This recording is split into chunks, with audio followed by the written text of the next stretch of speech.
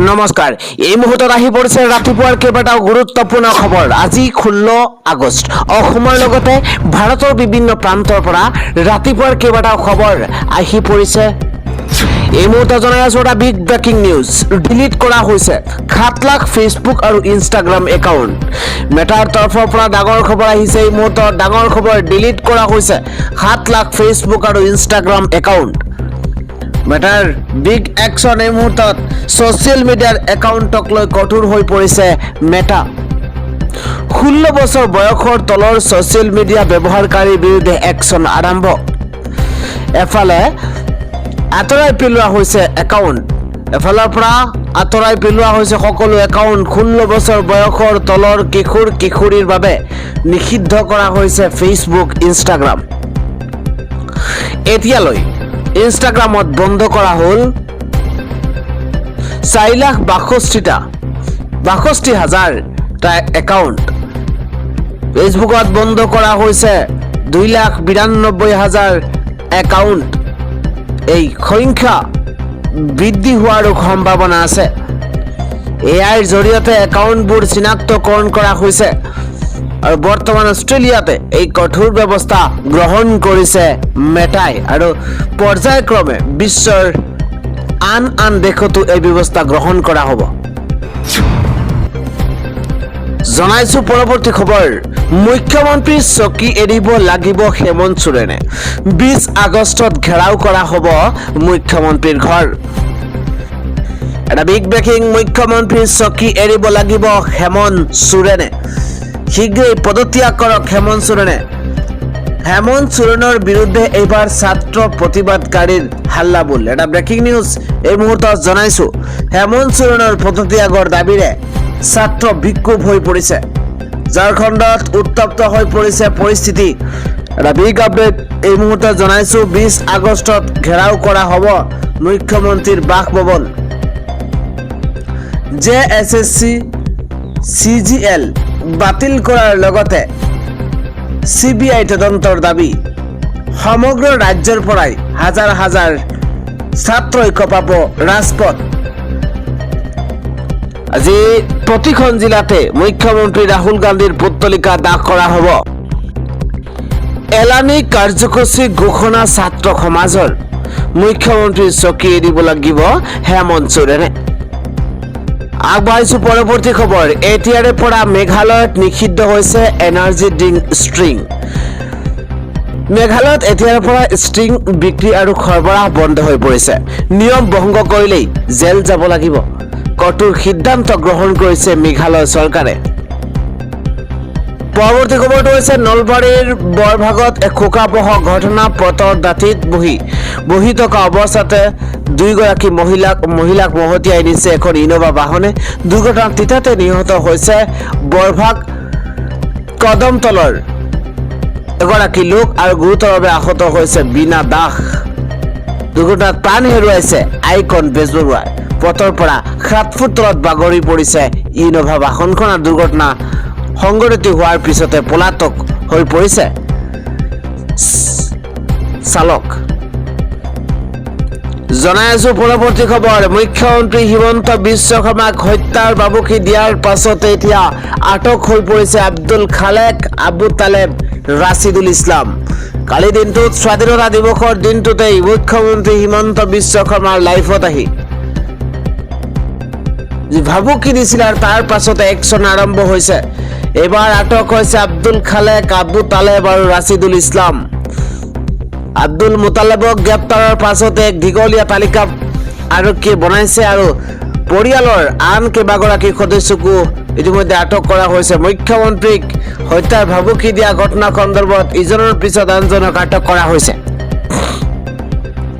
আব্দুল মুতালেবৰ পিতৃক আটক কৰা হৈছে নাম আব্দুল খালেক আন এগৰাকী জ্যেষ্ঠ ভাতৃও আছিল আবু তালেব এওঁকো আটক কৰা হৈছে ৰাছিদুল ইছলাম আন এজন যুৱককো ইতিমধ্যে আৰক্ষীয়ে আটক কৰিছে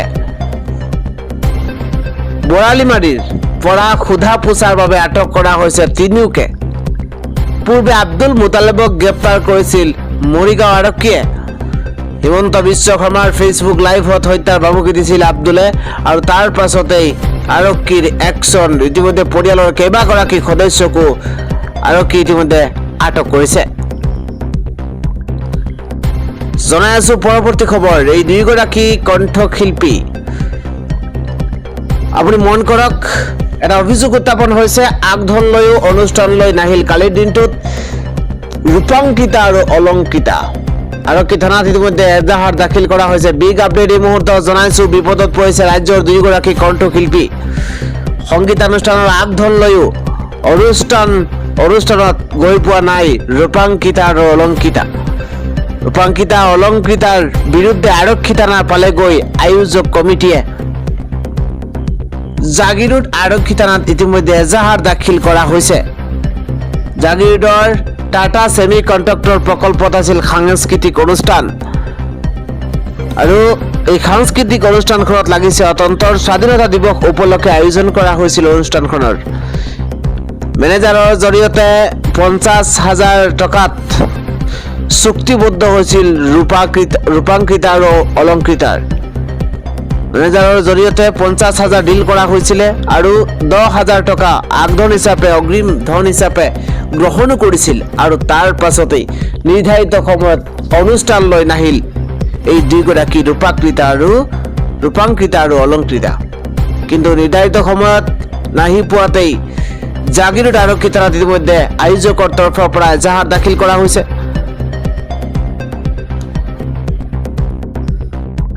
জনাইছো পৰৱৰ্তী খবৰ ইণ্ডোনেছিয়াত ধাৰাবাহিক ভূমিকম্প আৰু 7.7 প্ৰাবল্যৰ পিছতেই এবাৰ 6.9 প্ৰাবল্যৰ ভূমিকম্পত 40 গৰাকী লোকৰ মৃত্যু এই মুহূৰ্তত এটা বিগ ব্ৰেকিং নিউজ 7.7 প্ৰাবল্যৰ ভূমিকম্পৰ পিছতেই 6.9 প্ৰাবল্যৰ ভূমিকম্প ইণ্ডোনেছিয়াত ভূমিকম্পত নিহতৰ সংখ্যা 40 জনলৈ বৃদ্ধি ইজনৰ পিছত সিজনৰ মৃতদেহ উদ্ধাৰ কৰা হৈছে খহি পৰিছে প্ৰকাণ্ড অট্টালিকা 7.7 ৰিক্টাৰ স্কেলত অহা প্ৰচণ্ড ভূমিকম্পই তছনছ কৰিছে ইণ্ডোনেছিয়া ভূমিকম্পৰ কম্পনত প্ৰচণ্ড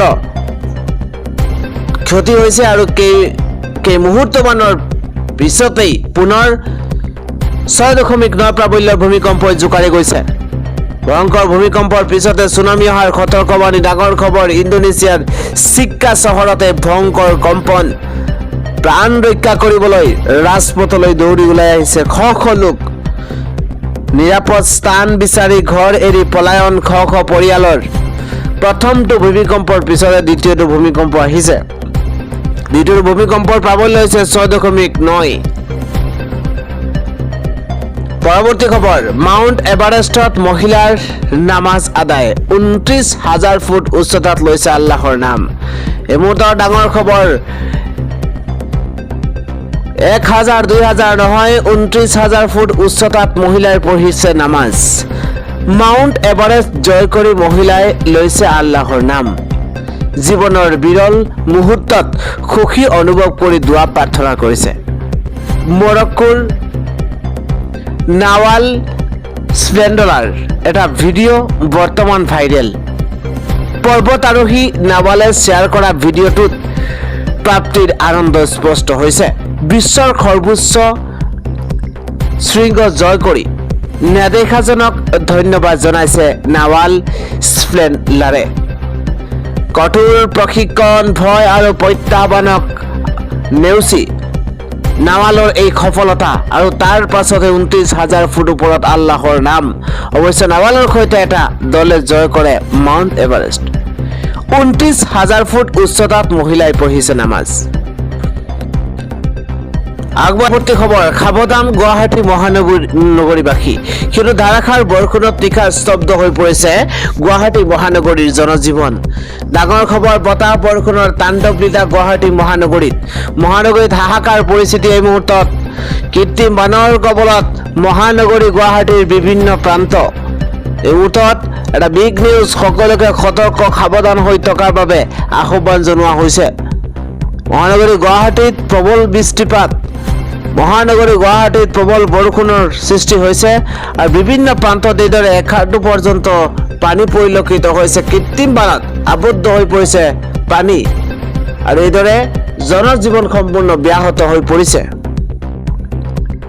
পৰৱৰ্তী খবৰ, এইবাৰ আজমলক গ্ল'বেল প্লেয়াৰ আখ্যা দিয়া হৈছে। এইবাৰ মন্ত্ৰী বিমল বৰাৰ তৰফৰ পৰা ডাঙৰ খবৰ, আখ্যা দিয়া হৈছে মানুহৰ দুৰ্বল মুহূৰ্তত বদৰুদ্দিন আজমলে বুকুত আঘাত হানিবৰ বাবে আহিছে। শিৱসাগৰত থকা আগৰখিনি নিবলৈ আৰু ইয়াত হস্পিটেল খুলি ঘাটি পাতিব খুজিছে আজমলে আৰু আজমল গ্ল'বেল প্লেয়াৰ আখ্যা দিয়া হৈছে আজমলক। পৰৱৰ্তী খবৰ, অৰুণাচলত ভয়াৱহ পৰিস্থিতি, প্ৰলয়নকাৰী বানে উঠুৱাই নিছে 7জনকৈ সেনা জোৱানক। ভূমিস্খলনত মৃত্যু হৈছে 4জনৰ। এই মুহূৰ্তত এটা উদ্বেগজনক খবৰ, প্ৰলয়নকাৰী বানে উঠুৱাই নিছে 7জনকৈ সেনা জোৱানক। এবাৰ চুবুৰীয়া ৰাজ্য অৰুণাচল প্ৰদেশত পুনৰ ভয়াৱহ পৰিস্থিতি। বিগ নিউজ জনাইছো, দিবাং ভেলী জিলাত বানত উঠি গৈছে 2টাকৈ সেনা শিবিৰ। প্ৰচণ্ড বৰষুণৰ ফলত হঠাৎ সৃষ্টি হোৱা বানত এতিয়া ভয়াৱহ পৰিস্থিতি। এটা ব্ৰেকিং নিউজ, এফালে বান আৰু আনফালে ভয়ংকৰ ভূমিস্খলন। আপাৰ সোৱণশিৰি জিলাত ইতিমধ্যে ভূমিস্খলনত 4গৰাকী লোকৰ মৃত্যু। ইতিমধ্যে 4জন লোকৰ মৃতদেহ উদ্ধাৰ হোৱা বুলি জানিব পৰা গৈছে। উদ্ধাৰ হৈছে তাবু বাকী, তাজি ৰায়, বাবুল আলীৰ মৃতদেহ। এতিয়াও সন্তানহীন মাৰ্কাৰুছ বসুমতাৰী নামৰ এজন লোক। বৰ্তমানো অব্যাহত আছে উদ্ধাৰ অভিযান।